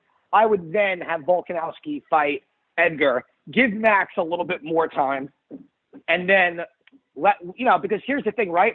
Volkanovski beating Aldo, it's good. It's strong. Listen, Aldo obviously can still compete at a high enough level. But can you imagine how much more marketable he'll be if his win streak is Mendez, Aldo, Edgar? How much, you know what I'm saying? Like, outside of Ortega, there's no one else there who you could literally say to him, hey, we need you to beat another guy. Beat another guy. There's literally nobody else there. Hey, I'm down with that. Let's use Frankie Edgar as a stepping stone. I'm cool with that, Ian. Well, it's not so much a stepping stone. I like to call it as a litmus test because, quite frankly, I think Frankie can beat Alexander Volkanovski. I don't know who I would pick in that fight yet. It's kind of hard. Volkanovski showed us a lot against Chad Mendes, but Mendes kind of pulled a Mendes. It's kind of weird. Chad Mendes has the skill set where he should be fighting for a title at this point with his striking, with his build, with his wrestling, and he just for some reason is dominating, and then he just loses out of nowhere. When he lost to Conor at that time, if you would have given him a full camp, I put my money on Mendes right there. He was dominating Conor until he had that adrenaline dump. So that's what I would do in that division. I know we went off topic here, but it's fine by me. I 100% would go Volkanovski if he gets past Aldo, have him against Edgar over the summer, end of year at MSG, then go for it with Holloway, whoever wins that fight. Give Holloway some time, man. He needs to rest because we all know, three of us know, he's going back to 45. If they don't let him do it the right way, we're going to get that concussion, stroke-ish looking thing again with Holloway, and we don't want to see that. Yeah, that part we agree on, man. Let my boy Max take a little time off, ice that head. You know what I'm saying? Because Dustin Poirier hits like an absolute truck. But look, as far as Shane Burgos and Cub Swanson are concerned, I mean, my hat's off to a guy like Cub Swanson. It was fun while it lasted, man. I remember, when he fought Dennis Seaver back at UFC 162, hit that judo throw, knocked him out in that third round. I remember when he beat Dustin Poirier back in the day, the Ross Pearson knockout, the George Roop KO. I mean, this was Cub Swanson's run. That's back when he was the man. That's back when he had a case to get a title shot, but they gave him that number one. Well, it was supposed to be a number one contender fight against Jeremy Stephens, and basically what happened was Dana White wasn't exactly sure who won that fight at the end of it, and he wasn't very impressed with Cub Swanson. So they said, you know what, let's fight Frankie Edgar, and Frankie absolutely destroyed Cub Swanson, tore him a new one, and then Max Holloway went in there and sealed the deal. And since that point, I mean, he's going out here, and no disrespect, I mean, he handled Tatsuya Kawajiri accordingly. He handled Hakran Diaz accordingly. Now, let's talk about this Duho Choi fight where, everyone always references, what about the Duho Choi fight? First of all, who the fuck has Duho Choi beaten? Are we sitting here acting like Duho Choi is a top 15 guy or something? Because I think that's the biggest joke I've ever heard in my life. Duho Choi's 3 UFC wins are against Juan Manuel Puig. If you guys know who that is, please let me know. Sam Sicilia, I haven't heard from him in a while. And Thiago Tavares, who, was taking L's up in PFL. So that's who Duho Choi has beat. And Cub Swanson, who's allegedly a top 5 guy, is struggling with Duho Choi. I mean, he did beat his ass, but Cub got rocked his fair share in that fight too, man. Then the Artem Lobov fight, I was there in Nashville. I mean, I like Artem, but why is Artem taking you down and stuff, Cub? Why is Artem taking a round off you, man? Like, you're supposed to be a perennial top 10 guy. You're supposed to kill the guy. You're supposed to run through him, man. But listen, the Brian Ortega loss, I can't talk shit. But what about that Frankie Edgar loss? Like, you've been waiting 4 years for this rematch. The guy absolutely mopped the floor with you. He broke your jaw. He embarrassed you. Like, here's your chance for redemption. You say you've been waiting 4 years to get a chance to punch Frankie Edgar in the face, and Frankie Edgar gave you 15 minutes to punch him in the face because he didn't land a single takedown that whole fight. And Cub got the fight he wanted and still didn't pull the trigger. And then it's like, well, Cub's had the broken jaws, but he's still super exciting and this and that. And then you put him in there with a guy like Renato Moicano, who's a top 5 guy on planet Earth. Now, we all know Renato for his amazing jiu-jitsu. He's very long. But one thing about Renato, someone let me know how many knockouts Renato has on his record, because the answer is 0. So a guy with 0 knockouts on his record is going out there dropping you with a jab. I mean, if that's not evidence that Cub's on his way out, then maybe I'm blind here. But I think Shane Burgos, look, yeah, obviously he fights with his hands down, and you got to be like, Shane, can we maybe tighten that up a little bit? But the dude's way bigger. He's 6 feet tall. He represents that new generation of featherweights because these guys coming up, I mean, you saw his fight with Kurt Holloway. You might give him shit for getting dropped. Kurt Holloway is a 6 foot tall featherweight. Cub Swanson is 5'6". I mean, Cub Swanson in 2019 is better suited at 135 pounds, but he's so old that shit's never going to happen. So it's time to take that 4th L in a row. It's time to give Shane Burgos the biggest win of his career. It's time to get out that top 15. And it's time to get out that top 15 and let's make room for these up and comers. up-and-comers, guys like Calvin Kattar, guys like Sodiq Yusuff, guys that are going to represent that next generation of featherweights, because it's been a fun ride, Cup. I tip my cap for your service. You're one of the most entertaining guys, but now it's time for the sport to move on. Hey guys, Dan here. Just wanted to remind you that Kyle Marley's bets are available at bestfightpicks.com. As you know, in the midst of that historic 200-unit run, and last month of April alone added an extra 12 units to that. I mean, 1 unit equals $100, so I know 12 units, that's 1.2K last month. I know an extra 1.2K never hurt anybody. So this weekend it's going down UFC Ottawa. He's got a big bet on an underdog as well as 4 other plays. Bestfightpicks.com. Co-main event of the evening in the middleweight division. We got Derek Brunson, he's 18-7, and Elias Theodorou is 16-2. Currently, they got Derek Brunson minus 120. The comeback on Elias Theodorou is plus 100. Ian, it's a really interesting matchup, man, because Elias Theodorou, he's known for winning these decisions. He likes to kick the air. He likes to run. But Derek Brunson, when he goes full Brunson, he tends to get guys out of there. Do you think Brunson has what it takes to knock out Elias Theodorou and hand him his first stoppage loss? I think Derek Brunson has the power to knock out anybody. Whether he does it or not is a whole different story. I think Derek Brunson's new training camp is going to be the deciding factor here. Elias Theodorou is a solid point fighter, but I think Derek's going to have to utilize his athleticism here and his wrestling in order to get this win. I think he's the physically stronger fighter. This is kind of a really hard way to break this fight down. Elias Theodorou doesn't try to finish fights. He even mentioned, he's going to set a striking record where he needs 118 more strikes. I have a weird feeling Derek Brunson is going to push this fight. He's going to make it ugly, get it against the cage. I think he's going to finally utilize his wrestling, and he's going to soften him up in the clinch. I have a weird feeling Derek Brunson is going to finally get a win here. Being over at Henry Hoop's camp has probably done wonders for him. A lot of guys have a lot of good stuff going on after they go there, and they do really well with wrestlers there as well. And, I know a lot of guys down here who have been training with him say he looks great. I kind of like Derek Brunson here. Shaq, it's interesting because when you see Elias Theodorou in a co-main event, you might be like, oh my God, his fights are so boring. But we broke this fight down between the two of us, and the way these two match up, this is actually going to be a very exciting fight. Which way you going? Yeah, I mean, it's going to be a good fight. Brunson, in the past, he's been a guy that he's kind of been unpredictable. You don't know whether you're going to get the calm Brunson or the Brunson like in the Whitaker fight where he's charging at the guy, which was that was a stunt. I don't care who it's against, whether it's Whitaker or whoever, man. That was a stunt. But, Theodorou, like you said, he's not a threat to knock Brunson out. Brunson, this is one fight where he knows that, hey, this guy can't knock me out. All he is a runner. He's a point fighter. And, Elias is he's a trickster, man. I'll give him props. He's found a way to make his style work. I'd kind of classify him as just one of these max effort guys, man. He doesn't really... what you call him to me. He's a try-hard white guy. He tries super hard, and I give him props for that, man. Because he's not athletic, he's not fast, he's not the strongest, but he just finds he's a dog, man. I'll give him. He'll get in that clinch. He'll be grimy with you, and he'll beat you at that game. So, and he'll more than likely he'll land more strikes than you just because his strikes are really soft. So Brunson, like you said, I have a speculation that the Henry Hoof factor, just give him more options out in space instead of just, a little bum rush and try to get a KO here. So I think Brunson's the better athlete here. I do fear that if he cannot get the first round knockout, that it's going to be an ugly fight. And I do think Elias Theodorou has more heart than Derek Brunson. I think Elias is an extremely tough guy. For example, you let Maheda hit some of those shots, hit Brunson with some of those shots that he hit Elias with, I guarantee you Brunson's taking a canvas snap. But, Elias is a really tough guy. So I do got Brunson. He's the better athlete. He's faster. And I think that the opening for that one clean left is there. I mean, look at Elias. He's all over the place. So I will pick Brunson. But I do think Elias is somewhat live just because there is a chance that Brunson's been figured out now. There is a chance that, Brunson's, how old is he now, 36, 37? There is a chance that, he's going to start to hit this decline. But I got to pick him because I just know that Brunson doesn't fear this guy at all.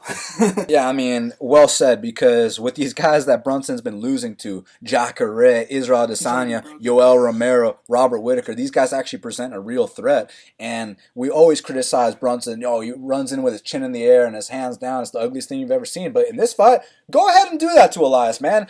If I was Brunson's coach, I recommend you start this fight just like you do any other fight. Immediately double underhooks, pin the guy up against the fence, separate, and try to kill the guy. Go full Brunson on Elias Theodorou in this spot, because Elias ain't about to counter and knock you out. I mean, if he does, holy shit, right? But listen, I think Brunson has the ability to come out here and knock Elias out, but if it goes 3 rounds, it's going to be super exciting, because low-key, when Brunson starts to gas, he starts to fight a little bit like Elias too. You know, he starts flailing all over the place. It's not the prettiest thing you've ever seen, so if this is a 3-round fight, it's actually going to be very entertaining, but I kind of lean towards that Brunson knockout here. Main event of the evening, in the lightweight division, we got Donald Cowboy Cerrone 35-11, and Al Iaquinta, Raging Al, is 14-4-1. Well, Ian, currently they got both fighters at -110. It's a dead pick'em. Which way you leaning, man? I am going with my friend Al Iaquinta. I think this is his time. I think that fight against Kevin Lee showed us everything we need to know. As much as I am thrilled and happy that Cowboy has done work in his last couple of fights to get to where he is, and now that his son has been new motivation towards trying to get that title, I think he's going to run. I think this is a very bad matchup for him. Al is, I mean, listen, everyone and their mother probably had Kevin Lee in that last fight beating Al. I don't think anyone expected Al to outstrike him the way he did. Just everything. Al is probably, I think Shaq said it too, the most underrated, unknown fighter in this division. And the UFC better understand, this is why they're doing this right now. If Al goes in there and finishes someone like Cowboy, you now have a star. We know he's outspoken. He's not afraid to get on the mic. However, he's been way more mature and more disciplined in what he is saying. All right, on short notice, he went 5 rounds with Habib. Okay? Imagine what he could do on a full training camp. I'm not saying that he's going to win. I'm just saying that's not easy what he did. And he put up a fight. All right? I don't think that Cowboy is better than Al anywhere in the situation. Al's got fantastic cardio. Al is physically stronger. I think he's faster. Al's ground game is so unassuming and extremely underrated because you just haven't seen it. Guys, this kid is a phenomenal wrestler, all right? And he's got great jiu-jitsu. I don't see him getting caught in anything, okay? As long as I've loved Cowboy Cerrone, and again, it's hard to not be biased in the situation. I'm really proud of where Al's come a long way. I was there the first day Al walked into our gym from Miltich training camp on Long Island, and he jumped literally into the cage with George Soteropoulos and went toe-to-toe with him. Soteropoulos was a much heavier fighter. So, long story short, I'm going Al Iaquinta here. I think we have a new star. I can't wait to see the challenge ahead for Al. Believe me, I would love nothing more to see Al fight Justin Gaethje at some point. Al versus Dustin Poirier is exciting. Fresh blood. We got a new star in our hands, boys, and it starts Saturday night. Al Iaquinta with the win. Ian, man, appreciate you taking the time. I know you got to go right now, so we'll let the fans know that they can follow you at Parker Cage Hero. Ian, any message for them? Yeah, just do me a favor. First off, I appreciate all the support. Obviously, everyone had a good time on the last show. I hope they like it again. It's an honor being on here. Keep following me. I'm going to post my own picks tomorrow on my channel, and just have a good time Saturday night. We're in for a treat with that main event. Yes, sir, we are. Ian, thanks again for the time, man, and we will speak soon. You got it. So, Shaq, main event of the evening. You going with the Cowboy Donald Cerrone, or are you going with New York's own Al Iaquinta? Man, I agree with this fight being a pick'em 110% because, I do feel like Donald Cerrone, although he is seeing success as of recently with the wins over Perry and Hernandez, both of those fights, I would say his opponents got a little too ahead of themselves. Firstly, Hernandez was running his mouth, and when in fact he had never fought shit in his entire career. I mean, he starts nothing away. He starts Dariush in less than a minute. It's kind of hard to tell what type of fighter he really is. And then, he beat the Frenchie OAM. So then they were rushing him up to Cowboy, and we took advantage of that. Cowboy was plus 170, and Cerrone did his thing there. And, in that fight, I did see a little, or at least early, you could definitely see some openings for, a better guy to possibly put some pressure on Cerrone and take him out with overhand right to the head. Not saying that he's going to be a little chinnier at 55, but I do think he has tough cuts to 55, as he's already said in the open workout. So, Al Iaquinta, I feel like his best attribute is probably that right hand. I'll give him credit, man. He can crack. He can definitely hit with that right hand. My only concern would be for Al Iaquinta is I have noticed that as the fights progress on, those hands start to drop lower and lower. And he's a guy that, he kind of relies on his reflexes for being such a short, stocky guy. I think his reach is only 68 inches. And I mean, he's very accurate with his right hand. He's got good body shots. We've seen, but Cerrone seems like he's been taking the body shots a lot better these days. Man, if Al drops those hands in those late rounds, do not be shocked if a head kick gets through. So, and I could definitely see Cerrone, and I think Cerrone has the edge on the mat. I know Al has the Serra-Longo, but what's Al Iaquinta known for throughout his career? It's getting tapped out. So, I feel like Cerrone definitely has the edge on the mat with the arm bars, triangles, pretty much everything. So I feel like Al might have the power advantage, the firepower advantage, but I feel like Cerrone might be the better overall fighter. Now, it's just a matter of who can capitalize, man. Cerrone, he's got a new son. He's feeling damn near invincible. Al, he's still got a lot to prove. There's a lot of people, still not on his train right now, man. It's a tough fight to call, but I'm going to go with Iaquinta. I think he's younger. I think that at some point, I could see both guys getting hurt, but I think at some point he might clip Cerrone with something upstairs. But I could so see Cerrone getting a late finish here, man. I'm telling you, if this fight hits a mat with him on top, I think he could submit Iaquinta. So your pick's Iaquinta? Yeah. So, man, I'm actually going the opposite side of both of you in this spot, but I completely respect what Iaquinta brings to the table. Obviously, the right hand, we got to talk about that, but the guy's paid his dues. He's been in there with vets of the sport, the Joe Lozons, the Ross Pearsons, then he stepped up to the Jorge Masvidals, and even though I cashed a plus 115, I believe, on Al Iaquinta in that spot, and we all thought he lost, one thing I respected about that performance was he took that ass whooping up front in that first round, and even if you think he won, even if you think he lost the second and third, at least he had the output, at least he tried, at least he wanted it, at least he didn't back up after losing the first round clearly. So the guy's definitely got heart, he's definitely got balls. More evidence of that is when he fought Khabib Nurmagomedov, he had a whole training camp for Paul Felder, and then 24 hours notice, they let you know, actually, you're not fighting the Muay Thai specialist, you're fighting the best Sambo guy in UFC history, and maybe even the best lightweight of all time, right? He's 27-0 by now. So Al had no issues taking that fight. Now, I know a lot of people praise Al's performance in that fight, and I kind of don't, and that's no disrespect to him. I respect the fact that he took the fight on short notice and just that he stepped up there and fought him. He didn't quit. I mean, the guy's a badass, but to me, getting 50-43, I don't really view that as, oh man, this guy's a future champion. Like, everyone was trying to act like that 50-43 performance was a great sign of things to come. To me, it just spoke to the kind of confidence, the kind of balls, the kind of man that Al Iaquinta is, but it didn't really tell me much about his skill set, except the fact that he was able to survive. That was pretty impressive, but he didn't really offer much. Next fight against Kevin Lee, I mean, dude, he lit up Kevin Lee really badly, but I mean, me and you know Kevin can't box, but we can't tell that to them right now, but but there were points in that fight where he got taken down, he got his back taken, and, against Kevin Lee, you might not get choked out, but you get your back taken by a guy like Donald Cowboy Cerrone, and, the guy's been submitting people for the longest fucking time, man. The guy's been fighting since 2006, and he's seen so many different versions of Al Iaquinta throughout the years. In the WEC, he fought Jamie Varner. That was the Al Iaquinta back in the WEC. In the UFC, he fought Eddie Alvarez. That's like the old school UFC version of Al Iaquinta. Now he's fighting the 2019 version. He's seen this before. Now, is there a chance that Al's hands are too much? Yeah, of course. The guy's got a good right hand, comes from a good camp, he mixes it up to the body, and he's somewhat well-rounded. For someone that only gets a rep for being a boxer for MMA, the guy also throws high kicks, the guy also has a jiu-jitsu game. But, man, I think that Cowboy's jiu-jitsu game is better, and I think that Cowboy has a very sneaky double leg that he tends to get on almost every single person he fights. It's just that he's known for his high kicks, his check knees, that no one ever talks about that nice double leg that Cowboy has in his arsenal. Well, I think that's going to be a big weapon here, and I think that contingent on him surviving the first round, not because Iaquinta gasses or anything like that, not at all, but simply because Cowboy's the kind of guy, he's historically known for being a slow starter. Once he finds his range, once he's in his rhythm, that's when he starts to tee off. That's when the knees, the high kicks, the punches and bunches, the takedowns, the submission series, that's when everything comes about. So I think that if he doesn't get put away in the first few minutes, that he will find his range, he will find his timing, and he will submit Al Iaquinta. I'm going to go with Cowboy Cerrone here to get his third win in a row by finish.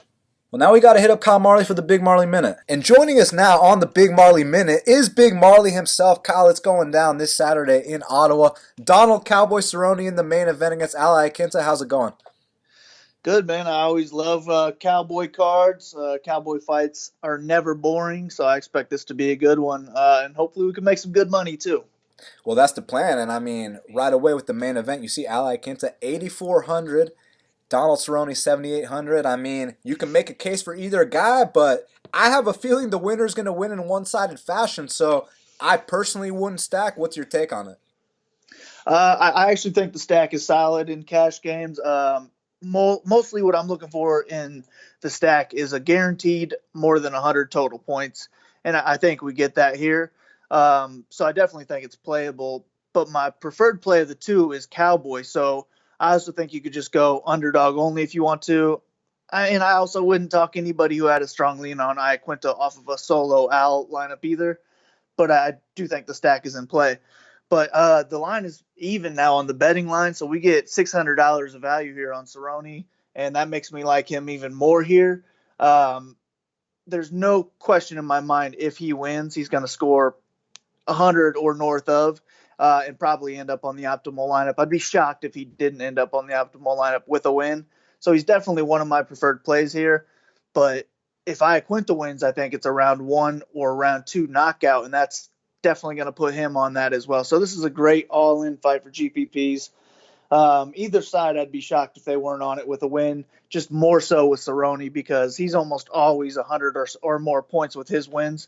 And Iaquinta, his last 5-round win against Lee was only 86 points. So if he went out there and scored 86 points in a win here, he probably wouldn't end up on the 25K lineup.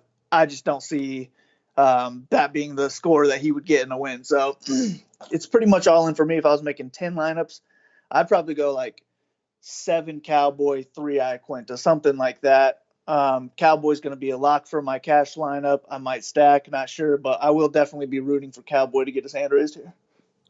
Well, Kyle's going to stack. That's why you give out the DraftKings advice and not me, my man. But look, this co-main event of the evening, we're going to need a pick on this one because Brunson's taking on Theodorou. We know that first round finish is a path to victory for Brunson, but if he doesn't get it, Kyle, things are going to get very interesting. So which way are you going? Yeah. Yeah, if you're going to choose a side here, I think it has to be Brunson. He has a 100-point upside, with the knockout, and it would have to be early. It would have to be a first-round knockout for him to get it. But with his $8,200 price tag, a second-round knockout would be fine as well. It's just he has to get that knockout. If he doesn't get the knockout, neither one of these guys are going to score highly. Elias is really a fade for me. I don't see him being on the optimal lineup. I don't think he has 100-plus upside unless he can actually test Brunson's chin, which, he doesn't have the heaviest of hands, so I just wouldn't want to rely on that. I'll probably be full fading Elias here. So if there's a play in this fight, it's Brunson, but I think this is a good fight to fade. And it's the co-main event, so it will bring some ownership in on its own. So maybe just fading that ownership is the way to go and hope that it goes to a decision. If that's the case, they're not winning anybody 25,000. Are you saying that a lot of Canadians are going to be rostering Elias Theodorou this weekend, Kyle? Maybe, and it doesn't even have to be Canadians. It is only $800. A lot of people are confident in Elias, so people don't really think about how much a fighter's going to score in a win. They're just trying to get wins. So I could see him being popular just for that reason alone. So, bantamweight division, Merab Dvalishvili is taking on Brad Katona. Man, Shaq said earlier on the show that DraftKings players must love Merab. Is there any truth to that? Yeah, man, Merab is DraftKings gold, as you would say.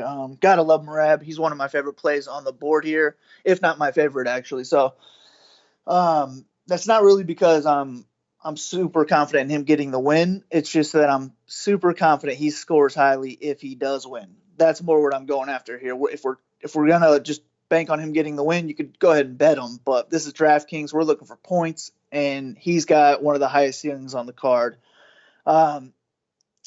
Interesting little stats here. He is 1-2 in the UFC. Brad Katona is 2-0, but Merab still averages more DraftKings points. So just that alone tells you the ceiling this guy has. If he wins, it's likely going to be takedown heavy, maybe 10 or more, and you just got to love that. So I will have a lot of Merab.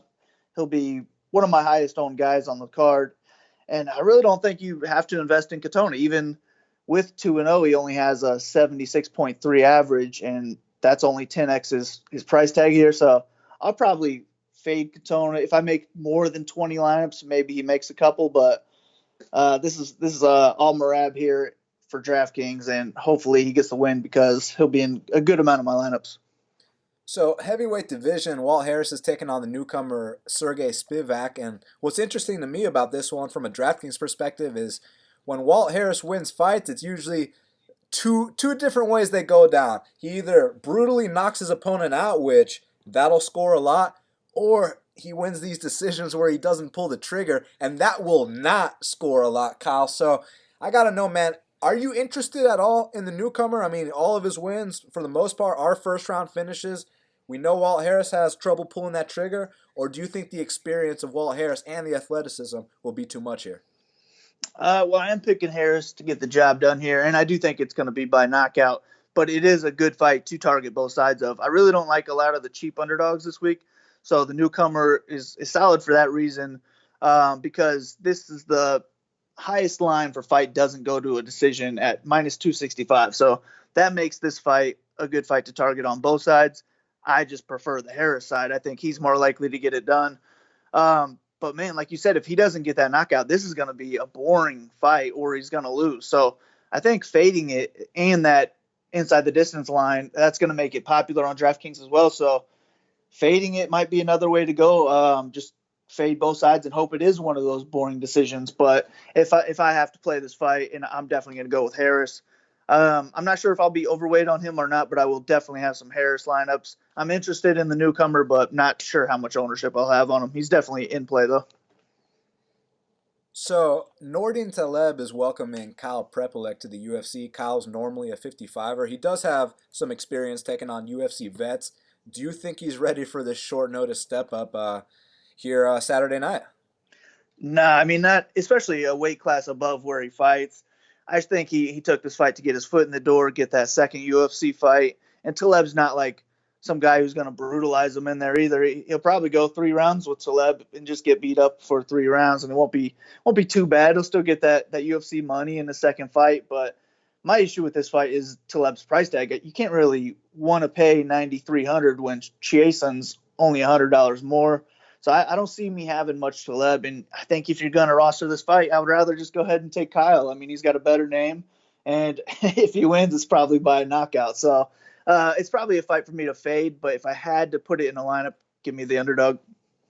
So last but not least, and he does have a good name, but I'm going with Nordine here. Last but not least, the return of Aiemann Zahabi. We haven't seen him since the night that GSP fought Bisping. He's taken on Vince Morales, who's been pretty exciting so far, just hasn't tasted victory. Who do you think gets back on track here? I do like Zahabi to win this fight. I think he's going to be better everywhere. It is in Canada. He's going to have the crowd behind him. So to me, everything leads to a Zahabi decision here. But that's the thing. If he's getting a decision at 9K, that's not going to help us a whole lot. I don't see him being on the winning lineup. So I don't really think I'm going to have much Zahabi this weekend. And I think Morales actually makes for the better play. He is a live dog here. He's super cheap, and he definitely has knockout potential as well. So if I was going to play this fight, I'm actually going to take the dog. Even though I'm picking him to lose, I think he's the preferred play of the two. But it won't be a fight I'm super heavily invested in, period. Hopefully it'll be a fun one. I just don't see it being really high scoring, and I do think Zahabi gets his hand raised. Well, Kyle, that's why you are the DraftKings guy for Half the Battle. It's going down this Saturday in Ottawa. They can follow you at Big Marley 3, and your bets, which are red hot, and your write-ups are available at bestfightpicks.com. That's right, man. Come tail the bets, get that write-up. It's 19,000 words this week, so it'll keep you busy for some time, give you some good info. Even if you're not playing DraftKings, it's only $7.99. I think it'll help you in the betting game as well. I break down every single fight in depth, and I also give you how I'm attacking each fight on DraftKings. So I think you'll enjoy it. Less than $8. Let's get it. Bestfightpicks.com. Kyle Marley, we'll speak soon. All right, man. Take care. Good luck. And that's why Kyle Marley is the DraftKings guy for Half the Battle. Well, Shaq, now we got to talk about the fight to watch and the fighter to watch. So what is the fight to watch for UFC Ottawa? My fight to watch is going to be Brad Katona versus Merab Dvalishvili, man. I think, like I said in the past, Merab's a ball of energy, so I'm definitely going to tune into that. And I respect Katona's skill set. I think he's a really smart guy. I want to see what he does to win this one, man, because the way he breaks guys down is very impressive. But I love watching Merab fight, all those takedowns, the spinning head kicks, the slam. So that's my fight to watch. Yeah, I mean, I'm gonna 100% be tuned. I bet DraftKings guys love Merab. DraftKings guys do love Merab. I'm gonna be watching that fight 100%. For me, my fight to watch is Shane Burgos versus Cub Swanson. I want to sit here and be like, remind me the last time you saw a boring Cub Swanson fight, but I can remind you the second Frankie Edgar fight. But I'll ask you the same question with Shane Burgos, and you can't tell me shit. There's never been a boring Shane Burgos fight, and just the way these two styles match up, it will make for an exciting fight. I think it's going to be one-sided, but it'll be exciting while it lasts, and for that reason, Burgos versus Swanson is my fight to watch. Well, Shaq, who is your fighter to watch for UFC Ottawa? My fighter to watch is going to be Donald Cowboy Cerrone, the future UFC Hall of Famer. If he gets another finish, which is a very good possibility of, how can this guy not be in the Hall of Fame? He's him and Jim Miller and these guys, man, you got to put them in. So he's my fighter to watch. He's got a big fight. He said that new kid is new motivation. So we'll see if he remains undefeated as a dad. And, if he wins this fight, he's got to be right up there, 1 win away. I feel like whoever wins this fight should fight Gaethje next, and, we'll see what happens. My fighter to watch is Derek Brunson. This is a guy where, obviously coming off some very embarrassing losses, but like we mentioned in our breakdown, Elias Theodorou doesn't present a knockout threat, at least on paper, right? Watch Brunson actually get knocked out here. But no, Elias doesn't present that knockout threat, so that means Brunson's able to do what he always does, which is charge someone recklessly. Brunson can go full Brunson in this fight, so for that reason, he is my fighter to watch. Well, Shaq, we did it. It's going down this Saturday on ESPN+. UFC Ottawa, Iaquinta versus Donald Cowboy Cerrone. They can follow you at MMA Genius 05. They can follow me at Best Fight Picks. Our bets are available at bestfightpicks.com. Been on the underdog ways all year, killing it. Subscribe to Half the Battle on iTunes, SoundCloud, YouTube, Stitcher, and Spotify. Follow us on Instagram at Best Fight Picks Official. Thank you all so much for the support. We sincerely appreciate it. And until the next time, let's cash these bets.